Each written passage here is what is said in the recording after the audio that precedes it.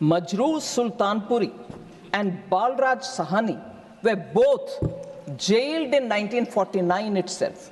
For what mistakes, sir? During one of the meetings organized for the mill workers in 1949, Majroor Sultanpuri recited a poem that was written against Jawaharlal Nehru, and therefore he had to go to the jail. Sir, he refused to render an apology for the same and was jailed, therefore, in 1949, along with Balraj Sahni, eminent actor of those days. So that is the level of tolerance, and today we hold our constitution in our hand, go about it, and say freedom of speech. There is sense of fear in the country. Majroor Sultanpuri didn't feel it, Balraj Sahni didn't feel it, but the history repeats when it comes to the Congress party. Sir, Congress's record of curtailing freedom of speech didn't confine it with these two people. Nehru, a political biography which was written by Michael Edwards, in 1975 was banned. They banned also a film called Kissa Kursi Ka in 1975, which was directed by Amritlal Nahata, just because it questioned Prime Minister Indira Gandhi and her son, and also the Information Broadcasting Minister then. They banned also John Dalby's book, Himalayan Blunder, because it spoke about some huge crushing military disaster which happened in 1962, the China War. The details shouldn't come out, and therefore they banned that book as well. So this, and a bit later, 1988, Salman Rushdie's book, Satanic Verses, was also banned. So the spree of curtailing the freedom of expression, the spree of containing freedom of press has happened before 49, and during 49 and 50, 51 the act comes, and subsequently also it continues. So it's nothing new. So the amendment, again, a second issue that I'd like to draw your attention to. I said I'm putting it through 4 tests. A 9th schedule was brought into through the first Constitutional Amendment Act. The 9th schedule, sir, is an interesting innovation brought for bypassing judicial review. Why was it brought in? I'm questioning the intent, sir, the constitutional spirit which is not being respected, and the process which is adopted are part of the test I want every amendment to be put to, so that you know whether it is done with the national interest, or is it done with some economic public good, or if it is brought in because there is a social large good which is required to be obtained. No, the 9th schedule was brought in only because they wanted to bypass judicial scrutiny. Any act incorporated in the 9th schedule became fully protected against any challenge in any court of law under any fundamental right. So even the act declared invalid. Even worse, today about everything retrospective we talk, saying no, nothing can happen in retrospective, it has to be futuristic. So prospective is what? Whether it is taxation, whether it is benefits, whether it is any clarificatory note. But here we go, the act declared invalid by a court becomes valid retrospectively after being incorporated into the 9th schedule. That's the extent to which they went, so that they can bypass judicial scrutiny. And Congress speaks about protecting rights and also on judicial independence, sir. It is shocking. Yes, we'll come. I'll come. Please, sir. Jaramji, take your place. The third point, sir. Please. अच्छी debate चल रही है, सुनिए, आपका जब समय आएगा बोलिएगा, please. SC, ST, OBC, come on, people who sat over Kelkar.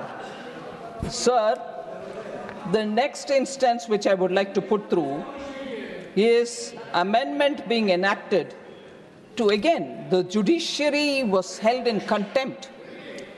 They had to be committed judiciary, or else they were not respected at all. Another example, sir. Constitutional amendment was brought in to nullify a judgment that arose in the case of Mrs. Indira Gandhi versus Raj Narayan, wherein the order of the Allahabad High Court setting aside the election of Indira Gandhi was challenged. So, during the pendency of this case in the Supreme Court, the Congress party enacted the 39th Constitutional Amendment Act in 1975. Again, earlier there is a Supreme Court and many other high courts have given clearance, but even then we'll curb freedom of speech, 1951, the First Amendment. Here, a case is pending. Mrs. Indira Gandhi's case is being heard in the court, Allahabad High Court. But no, we are in a hurry. What if the court comes against me? So I come up with an amendment, 39th Constitutional Amendment Act, 1975. Again, valid retrospectively, which added Article 392A to the Constitution. What did it say? It said elections to the President, Vice President, Prime Minister and Lok Sabha Speaker cannot be challenged in any court in the country, and it can be done only before a parliamentary committee. Imagine the extent to which, for a person to save her chair, इसीलिए किस्सा कुर्सी का was banned. कुर्सी बचाने के लिए court का verdict आने से पहले ही हम जाकर के अमेंडमेंट करेंगे पार्लियामेंट में. यही है इनके इतने दूर तक जाने वाले विषय. कानून को दुरुपयोग करना, कॉन्स्टिट्यूशनल अमेंडमेंट करवाना देश के हित में नहीं है, प्रोसेस सही नहीं होता, इससे आर्थिक सुधार कुछ होने वाले नहीं है या सामाजिक सुधार भी कुछ होने वाले नहीं है. व्यक्तिगत और परिवारवाद के लिए ही अमेंडमेंट हुआ है. सर, मैं दूसरी और एक उदाहरण देना चाहती हूं. एक और उदाहरण देना चाहती हूं जिससे सामाजिक सुधार के लिए अगर कोर्ट से एक ऑर्डर आता है, उसको भी, क्योंकि हमारे राजनीति के लिए वो उचित नहीं है, इसीलिए सामाजिक न्याय दिलाने वाले कोर्ट के आदेश के खिलाफ आकर के अमेंडमेंट कानून को करते हो हाउस में. इससे बढ़िया उदाहरण नहीं मिलेगा सर शाहबानू बेगम केस में, जहां सुप्रीम कोर्ट ने उस महिला को न्याय दिलाने के लिए, एलिमनी देने के लिए, डाइवर्स के बाद जो पैसा मिलना चाहिए वो दिलाने के लिए कोर्ट से जो आदेश आए, the Congress party passed the Muslim women protection of rights on diverse Act 1986, which denied, it's very important, it denied Muslim women their right to alimony. सामाजिक न्याय, महिला के लिए न्याय मिलना नहीं चाहिए, चाहे वो कोर्ट में से आता है या कुछ और जगह से आता है, हम कानून से उनको नकार देंगे. महिला सम्मान नारी शक्ति बंधन अधिनियम ले आने वाले हमारे पार्टी इधर है. इस सदन में पहला कानून जो पास हुआ वो reservation for women sir, whereas the small benefit a widowed woman would have, a divorced Muslim woman would have got, was also defeated by this act. The constitutional amendment which the Congress party brought in 1986. So my test again, sir, neither samajik nyay, nor arthik nyay, nor the process, nor the constitutional spirit, nothing of this was respected. And each time the Congress brazenly, only to help the family, the dynasty, kept amending the constitution, and this is how far they went, even if it affects any particular women who desperately needed the benefit. Sir, I'll come again to one more, the emergency, where that one important touchstone, the process, was completely violated. On 18th December 1976, the then president gave his assent to the Constitution 42nd Amendment Act. During the emergency, when the term of the Lok Sabha was extended without proper justification, they invoked the law to say Parliament has to be in session for 5 years, but we needed to have 1 extra year, so the act was extended. The Lok Sabha term was extended. And in that extended term, when the entire opposition was put to jail, there was nobody there. And entire opposition was in the jail. Then comes constitutional amendment, sir. The process, the touchstone that we need to have, is the process valid? That was a total invalidated process, and therefore I would think this is a blatant abuse which the country majorly agreed on. Sir, only 5 members opposed the bill in the Lok Sabha. There was none in the opposition in the Rajya Sabha to oppose it. Imagine, constitutional amendment being passed, entire opposition in the jail. In the Lok Sabha, only 5 people are there to oppose it, even some coming from their own party. And at the Rajya Sabha, no opposition. But constitutional amendment changing the preamble itself happens. The alteration of the preamble to include socialist and secular highlights the disrespect and disregard the Congress has for constitutional processes, principles, and institutions. Sir, the amendments were not about strengthening democracy, sir, but protecting those in power. Again, the process is used for strengthening the family. Sir, Baba Saheb Ambedkar had argued, and I quote, talking about whether the word secularism, talking about whether the word socialism should be included in the Constitution. Baba Saheb Ambedkar argued, I quote, I do not see, therefore, why the Constitution should tie down the people to live in a particular form and not leave it to the people themselves to decide it for themselves, unquote. And therefore, in the original Constitution, the word socialism was not there, as much as the word secularism. So 21 MPs, all opposition, belonging to all opposition parties, were held in jail. Manya Advani ji, Manya Atal ji were all in jail under Preventive Detention Law, Maintenance of Internal Security Act 1971, the infamous MISA. And I know of political leaders who have chosen to have their children named after MISA to remember those black days. And now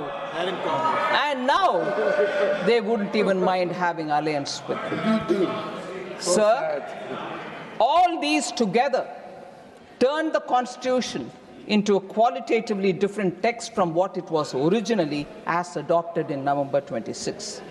So I'd just like to come here for one observation. Opposition member, respected Jairam Rameshji, refers to the work of Granville Austin with a left-handed compliment saying, we read it, but does anyone in the ruling party read it? Sir, and he says, masterly book. Yes, masterly book. He tells the full story of the amendment carried out till 1980. So I'm starting from 51, and I'm also going on that journey, talking about amendments, their purpose, their intent, their process. Now, since Jairam Ramesh has mentioned it, and there is some Granville Austin's line that I like to quote back to him. Sir, emergency, 42nd Amendment Act, the landmark Keshwananda Bharati case of 1973, the basic structure, doctrine, whole lot of things.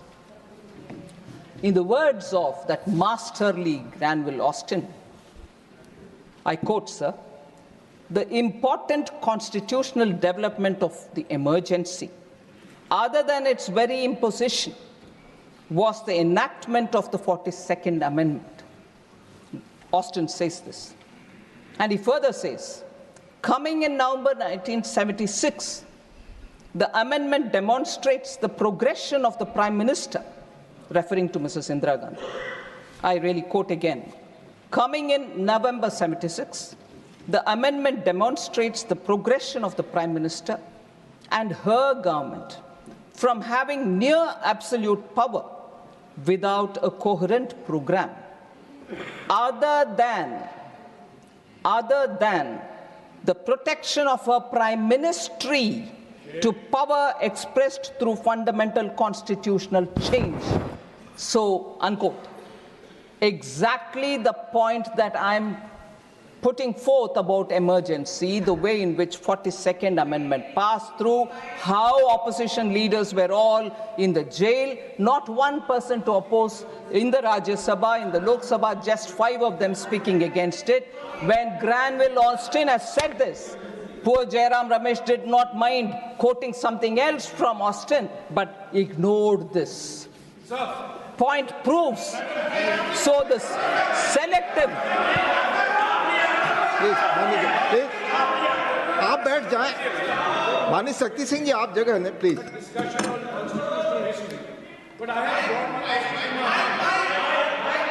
माननीय Jairam Ramesh ji. I have Granville Austin in my hands right now, and the same Granville Austin writes that the 44th Amendment was passed by the Lok Sabha and the Rajya Sabha to override the 42nd Amendment, large parts of the 42nd Amendment. And who voted on the 7th of December 1978 to repeal parts of the 42nd Amendment? It was Indira Gandhi herself.